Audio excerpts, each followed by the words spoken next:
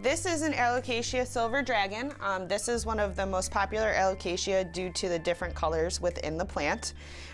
This is told to be a tropical plant, but actually they do very well in normal household conditions without being acclimated. Metamorphic Plant Company is two niches come together, so we have houseplants and then we have metaphysical crystals. My grandfather gave me my first houseplant multiple years ago, and since then I just learned to propagate plants myself.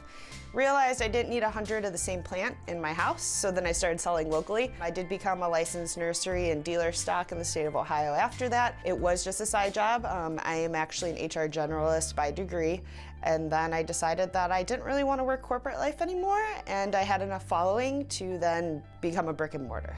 I try to stay with uncommon plants, not necessarily rare, but just uncommon, you know, ones that you don't find in big box stores, ones that you don't find at the big scale nurseries. The biggest difference between my store and like a nursery for houseplants is that in a nursery, things are actually grown outside. They're grown in greenhouses. So when you buy them and you take them home, it is very possible that they can go into shock and not like the environment that they're in. Here, I grow and raise everything, even stuff that I get through my local wholesaler. We all grow inside. We grow under artificial lighting. We grow in windows that would duplicate the same lighting that you have at home. Try to focus on Philodendron and Singhoniums. Both are part of the aroid family. A lot of them are imported from Indonesia. I have a couple of people I import from Puerto Rico. Most of them are rainforest type plants. It takes quite a bit to be able to propagate them successfully, and it takes a little bit of a different environment to actually keep them alive and thriving in a household setting. This one is a neon Robusta Singhonium. So this is also called an arrowhead plant in common terms because of the shape of the leaves.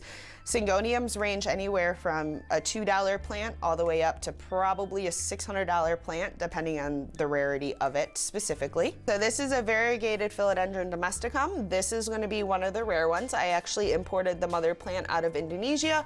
None of these were actually grown overseas. The cuts that I make and the plants that my customers get are all grown, you know, here in Ohio, either at my store, at my house. I like it for aesthetic purposes, personally. I have 2 plant rooms in my house, literally rooms that are just full of plants, but I also have them spread out through my house. So like the most common one is any of the plants that vine. Because you could theoretically put them anywhere. You can hang them in windows, you can hang them on your walls, you can put them on a side table and let them vine. It just gives it a more cozy feeling, in my opinion, and a more natural approach than having just a bunch of, you know, knickknacks and stuff everywhere. I just love watching them grow. A lot of my customers actually prefer to receive baby plants because they love the same thing as well. And with baby plants, you could sell higher end plants a lot cheaper because there's less work that have gone into them at that point. So it's kind of like the same thing for a grower and a customer. We all just like watching them grow.